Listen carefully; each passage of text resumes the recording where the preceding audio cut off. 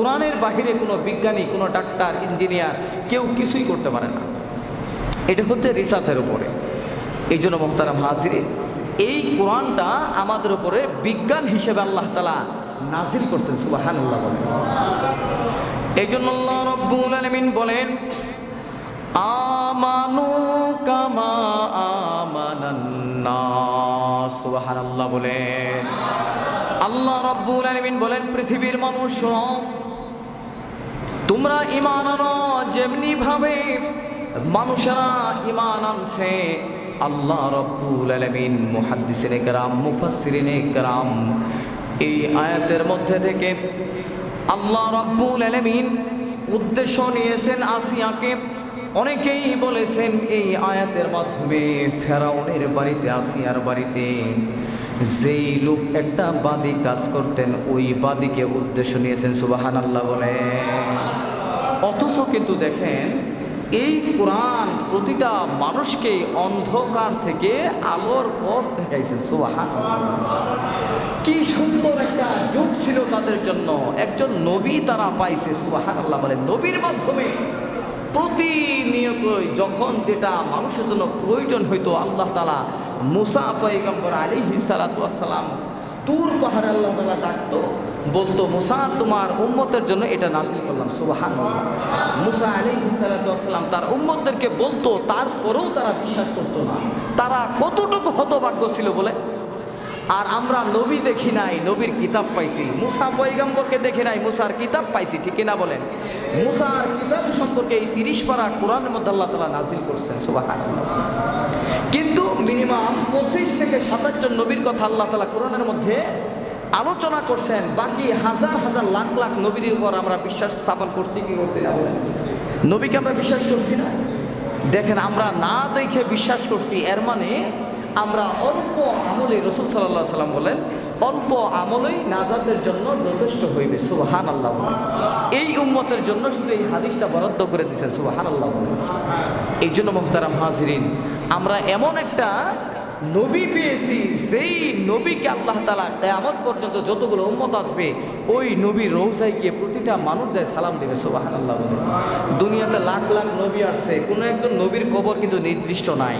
হয়তো মানুষে বলে যে আদম আলাইহিস সালামের কবর, মুসা পয়গম্বরের কবর, দাউদ নবীর কবর, কিন্তু নির্দিষ্ট কোনো বর্ণনায় পাওয়া যায় নাই অমুক নবীর কবর অমুক জায়গায়। সুবহানাল্লাহ। আর আমাদের নবীর কবর যেখানে আছে এটা নির্দিষ্টভাবে আল্লাহ তাআলা এক একটা জায়গায় এক জায়গায় রাখছেন। শুধু তাই না, হাজার হাজার মানুষ প্রতি বছর, কোটি কোটি মানুষ যে নবীজের রওজা মোবারকে সালাম দিতেছে। সুবহানাল্লাহ।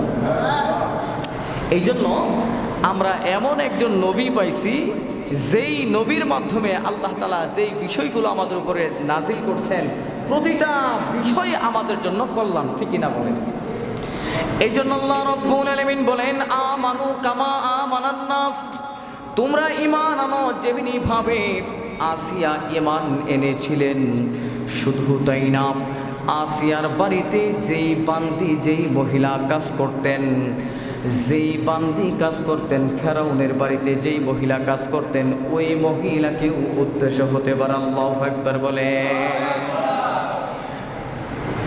ফেরাউন মতান্তরে ওই জমানার মধ্যে অন্ধকার যুগে ফেরাউনে প্রায় 36,000 জাদুকরকে ফাঁসির কাস্টে ঝুলাইছিলেন।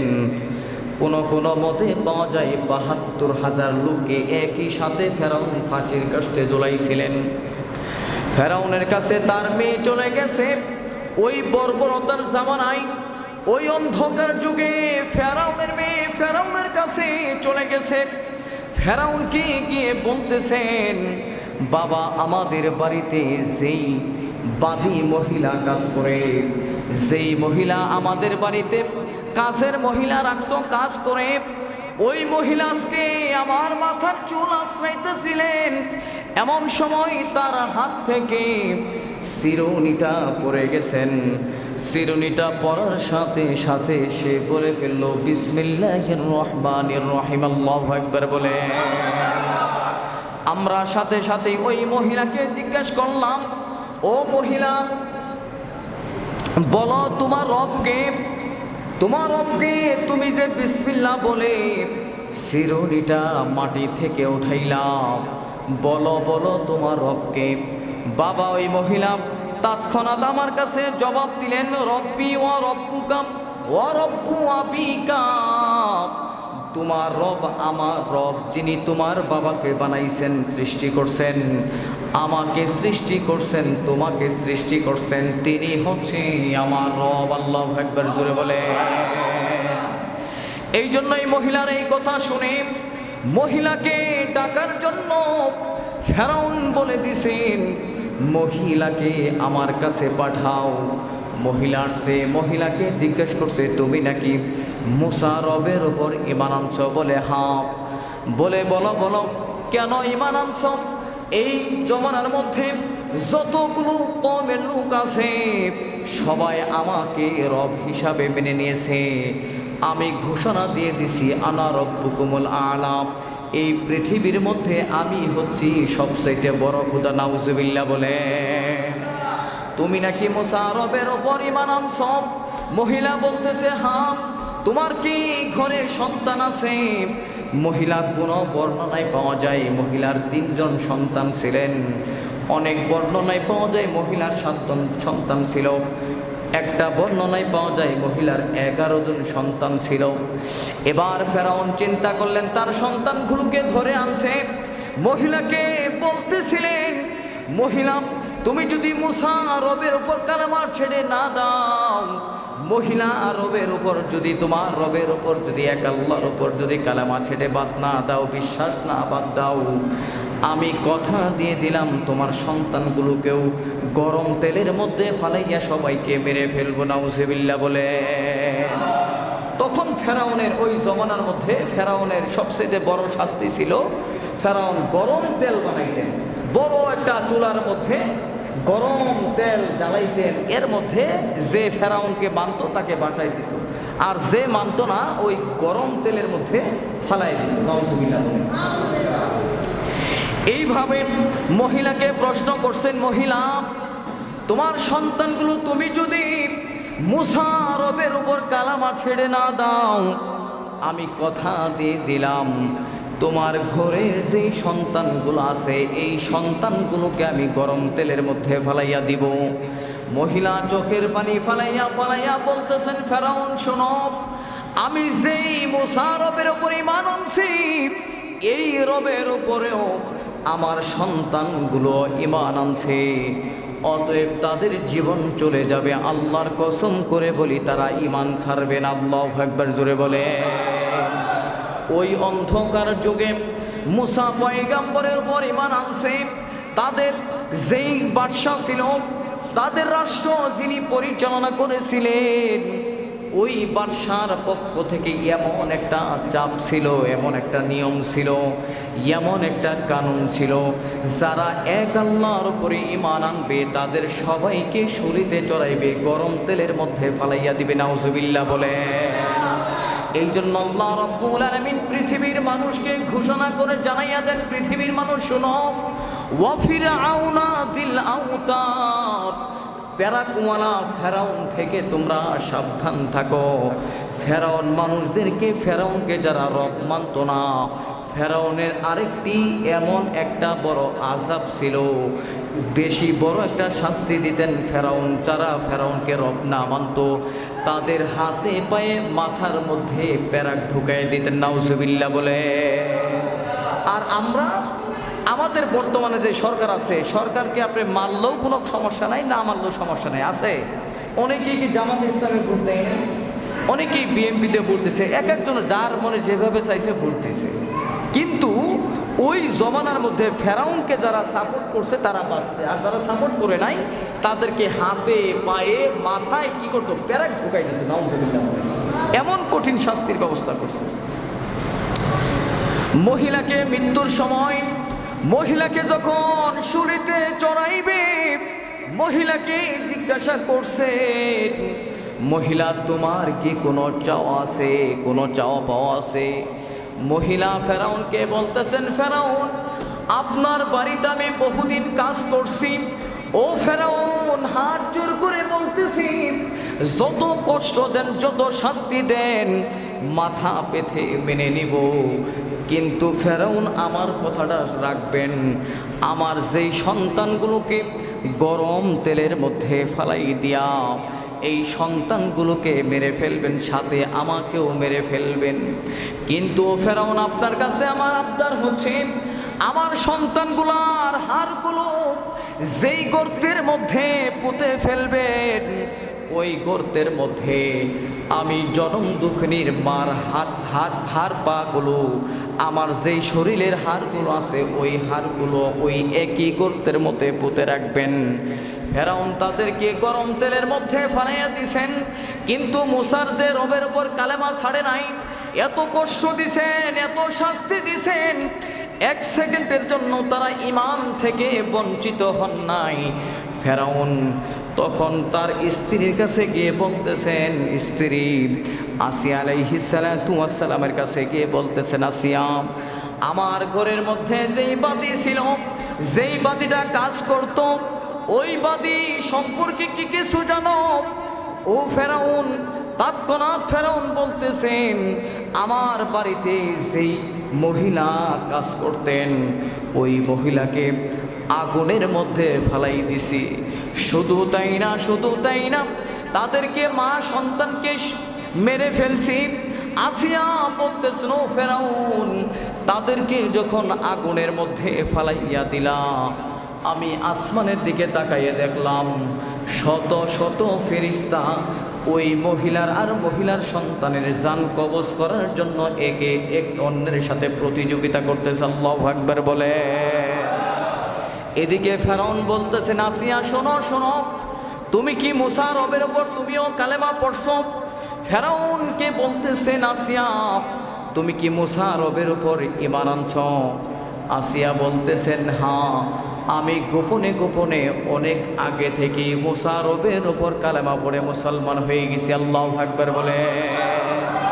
অথচ ওই জমানার মধ্যে এমন ভয়ঙ্কর শাস্তি ছিল, কেউ কালেমা পড়ে মুসলমান হয়েছে তাকে গরম তেলের মধ্যে তারা ফালাই দিত, নাউজুবিল্লাহ বলে।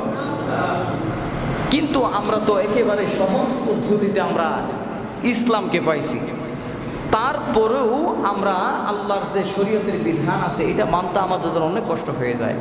আর ওই জমানার মধ্যে মানুষ সবাই জানতো, ফেরাউনকে যারা মানতো তারা বাঁচত, ফেরাউনকে যারা মানতো না তারা আগুনের মধ্যে পড়তে হইতো, নাউজুবিল্লাহ বলেন।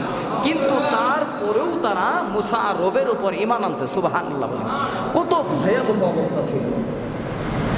এই জন্য মুহতারাম হাজিরিন, ফেরাউনের স্ত্রী আসিয়া যখন বলছে আমি মুসা রবের উপর ঈমান আনছি, ফেরাউন হামানকে বলতেছেন, হামান, আমার উপরে এই কওমের যত লোক আছে সবাই আমার উপরে ঈমান আনছে, কিন্তু আমার ঘরের যে আমার স্ত্রী আছে এই স্ত্রী আমার উপর ঈমান আনে না, আমাকে রব হিসাবে মানে না। এই কথা শোনার সাথে সাথে তার যেই ক্লোজ বন্ধু ছিল হামান বলতেছেন, আমার কাছে একটা যুক্তি আছে। বলে, কি বলো? তুমি আসিয়াকে তুমি কষ্ট দাও, কষ্ট দাও, আসিয়ার হাতে পেরাক ঢুকায় দাও, আসিয়ার যে মাথা আছে এই মাথার যে চামড়া আছে ওই চামড়ার মধ্যে তুমি পেরাক ঢুকায় দাও। শুধু তাই না, শুধু তাই না, আসিয়ার যে দুইটা পা আছে ওই পা দুইটার মধ্যে তুমি পেরাক ঢুকাইয়া দাও। এমন কথা বলার সাথে সাথেই ফেরাউন তৎক্ষণাৎ সিদ্ধান্ত নিয়ে নিছে, আসিয়ার হাতের মধ্যে পেরাক ঢুকাইয়া দিছে, মাথার মধ্যে পেরাক ঢুকাইয়া দিছেন, হাতের মধ্যে পেরাক ঢুকাইয়া দিছেন। আসিয়াকে বলতেছেন, আসিয়া, এবার কি তুমি মুসা রবের উপর বিশ্বাস বাদ দিয়ে দিবা? মুসা রবের উপর কালেমা ছেড়ে দিবা? মুসা রবকে ছাড়বা? আসিয়া বলতেছে, ও ফেরাউন শুনে নাও, আমার আসিয়ার জীবন চলে যাবে, তারপরেও আল্লাহর কসম করে বললাম আমি মুসা রবের উপর কালেমা ছাড়ব না। আল্লাহু আকবার জোরে বলে। এরপরে দেখবেন ফেরাউন তার বন্ধুর কাছে গেছে, হামানের কাছে গেছে, হামান, আমি আসিয়ার হাতে পেরাক ঢুকাইয়া দিছি, পায়ের মধ্যে পেরাক ঢুকাইয়া দিছি, মাথার মধ্যে প্যারাক ঢুকাইয়া দিছি, তারপরও মুসা রবের ওপরে কালেমা ছাড়ে না, বিশ্বাস ছাড়ে না। এবার বলো কি করব? এবার হামানে এমন একটা যুক্তি দিছে, পরামর্শ দিছে, বলে আমার কাছে আরেকটা পরামর্শ আছে, যেইভাবে ছাগলের চামড়া ছুঁড়ে ফেলে এইভাবে আসিয়ার শরীরে যে চামড়া আছে ওই চামড়াগুলো খসাইয়া ফেলো, গরম মাটির মধ্যে গরম বালির মধ্যে শোয়া দাও। আসিয়ার শরীর থেকে যেই চামড়াগুলো আছে খসাইয়া ফেলছেন। শুধু আসিয়ার শরীর থেকে চামড়া খসাই নাই, আসিয়ার শরীর থেকে চামড়া খসাই নাই, গরম বালির মধ্যে শোয়াইয়া দিছে। এমন সময় আসিয়াকে বলতেছেন, আসিয়া মুসার রবের উপর কালেমা ছেড়ে দাও। আসিয়া বলতেছেন, জীবন চলে যাব, মুসা রবকে ছাড়ব না। এমন সময় আসিয়া চোখের পানি ফালাইতেছেন আর ঠোঁটটা নাড়াইতেছেন। আসিয়ার কাছে মুখের কাছে ফেরাউন কানটা নিছেন আর নিয়ে নিয়ে শুনতেছেন। আসিয়া বলতেছেন আল্লাহ, সবাই জোরে জোরে বলেন আল্লাহ। এইভাবে আসিয়া আল্লাহ আল্লাহ বলে ডাকতেছেন। এদিকে হামানকে বলতেছেন, হামান গরম বালির মধ্যে আসিয়াকে শোয়াইয়া দিছি, তারপরে আসিয়ার জবান থেকে রবের নাম বন্ধ করতে পারলাম না। আসিয়া জবান থেকে বলতেছেন আল্লাহ, সবাই জোরে জোরে বলেন আল্লাহ। এইভাবে আসিয়া কান্না করে করে রবের নাম নিতেছেন, কিন্তু আসিয়া রবের নাম বন্ধ করে না। এইভাবে আসিয়া রবের নাম জপতেছেন। এমন সময় হামান বলেন, সর্বশেষ হচ্ছে আসিয়াকে বলে দাও, আসিয়া যদি মুসা রবের উপর কালেমা ছেড়ে না দাও, আমি তোমার মাথার উপরে বড় পল্লম নিক্ষেপ করে তোমাকে দুনিয়া থেকে বিদায় করে দিব। নাউজুবিল্লাহ বলে। এমন কথা বলার পরে আসিয়াকে বলতেছেন, আসিয়া এবার কি তুমি কালেমা ছাড়বা না? আসিয়া বলতেছে, না না না না, আমার জীবন চলে যাবে, তারপরও আমি কালেমা ছাড়ব না। এমন সময় মুহাদ্দিসিনে কেরাম বলেন, আসিয়ার মাথার উপরে যখন পাথরটা বল্লমটা রাখছেন, এমন সময় আল্লাহ রাব্বুল আলামিন পয়গম্বর জিবরাইল আলাইহিস সালামকে বলছেন, জিবরাইল জান্নাত থেকে আসিয়ার সামনে জান্নাত দেখাও, আসিয়ার চোখের সামনে জান্নাতটা তুলে ধরো। এদিকে ফেরাউন আসিয়ার মুখের দিকে তাকায় দেখতেছেন, আসিয়া মিঠি মিঠি করে হাসতেছেন। আল্লাহু আকবার জোরে বলে। ফেরাউন আসিয়ার কাছে গিয়ে বসে পড়ছে, গিয়ে বলতেছেন, আসিয়া এতক্ষণ চোখের পানি ফেলছো আর ঠোঁট দিয়ে যেন কি কি বলতেছিলা। এমন দেখি তোমার মাথার উপরে যখন বল্লমটা ধরলাম, পাথরটা ধরলাম, তোমাকে মেরে ফেলবো, এমন সময় তোমার চোখ দিয়ে তুমি কান্নাও বন্ধ করে দিলা, তোমার দুইটা ঠোঁট দিয়ে মিঠি মিঠি হাসতেছো, বলো কেন? আসিয়া বলতেছেন, ও ফেরাউন শোনো, আমি আমার রবের কাছে দোয়া করছি, রব্বিবনি লি ইনদাকা বাইতাং ফিল জান্নাতি ওয়া নাজ্জিনি মিন ফিরআউনা ওয়া আমালিহি ওয়া নাজ্জিনি মিনাল কওমিজ জালিমিন। আল্লাহু আকবার জোরে বলে। আসিয়া বলতেছেন, ফেরাউন শোনো শোনো, আমার রবের কাছে আমি দোয়া করতেছিলাম, আমার রবকে বলতেছিলাম, আল্লাহ দুনিয়া ঈমান আনার জন্য আমার উপরে যত শাস্তি আসুক না কেন, আমি তোমার উপরে আমি বিশ্বাস ছাড়ব না। যত আমার উপরে আমাকে শাস্তি দেখ না কেন, আমার দুই হাতে পেরাক মেরে দিয়েছে, আমার মাথার চামড়ার মধ্যে পেরাক ঢুকাই দিয়েছে। আমার যেই স্বামী আমার প্রাণ প্রিয় স্বামী ছিল, মহাব্বতের প্রাণী স্বামী ছিল, ওই স্বামী আমার দুই পায়ের মধ্যে পেরাক লাগাইয়া দিছে, তারপরেও তোমার রবের নাম ভুলি নাই। আল্লাহ আমার জীবন দশায়, আমার মৃত্যুর শয্যায় তোমার কাছে ছোট্ট একটা চাওয়া আছে, আমাকে তুমি যদি জান্নাত দিয়ে দাও, তোমার ঘরে ওই জান্নাতের মধ্যে আমার আসিয়ার জন্য ছোট্ট একটা ঘর বানিয়ে দাও। শুধু ওই ঘর না, ওই ঘরটা তোমার ঘরের সাথে ঘর বানাইয়া দাও। এবং আমাকে যেই ফেরাউনের কওমের লোকেরা আমাকে যেই শাস্তি দিতেছে, আমাকে যেই আঘাত করতেছিল, এই ফেরাউনের দল থেকে, কম থেকে, এই জালেমদের থেকে আমাকে হেফাজত করো। এবং এই ফেরাউনের অত্যাচার জুলুম থেকে আমাকে হেফাজত করো। এই দোয়া করার সাথে সাথে আমার রব আমার সামনে জান্নাত থেকে জান্নাতের একটা ঘর আমাকে দেখাইয়া দিছেন। শুধু তাই না, জান্নাতের মধ্যে যত নাজ নিয়ামত আছেন, সব নাজ নিয়ামতগুলো আমি আসিয়াকে দেখাইয়া দিছেন। আল্লাহু আকবার, জোরে বলেন। এই জন্য যখন আমার মাথার উপরে তোমরা পাথর নিক্ষেপ করবা, আমি সব দুঃখ কষ্ট ভুলে গিয়েছি। এবং ওই জান্নাতের দৃশ্যগুলো, নিয়ামতগুলো দেখে দেখে আমি আসিয়া মুখ থেকে, আমার জবান থেকে হাসি বের হইতেছে। আল্লাহু আকবার, জোরে বলেন। এই জন্য ভাইয়েরা আমার, আমরা এমন ইসলাম পেয়েছি যেই ইসলাম পাওয়ার পরে তো সহজের মাধ্যমেই পেয়েছি।